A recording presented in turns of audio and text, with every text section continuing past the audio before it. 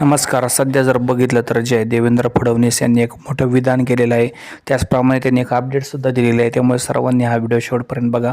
अत्यंत महत्त्वाचा व्हिडिओ सर्वांसाठी आहे. लाडकी बहीण योजनेसंदर्भातील जर बघितलं तर जे आहे बहुतांश चर्चेला उधाण आलेलं आहे. त्यातच जर बघितलं तर देवेंद्र फडणवीस म्हणाले की काँग्रेस आणि विरोधी पक्ष पहिल्यापासूनच लाडकी बहीण योजनेच्या विरोधात आहे. ही योजना सुरू झाली तेव्हाच योजना बंद करण्याची मागणी काँग्रेसने यामध्ये केली होती. त्यासाठी ते उच्च न्यायालयात गेलं होतं असं म्हटलेले आहे. आताही या योजनेचे पैसे देऊ नका असं ते सांगत आहेत.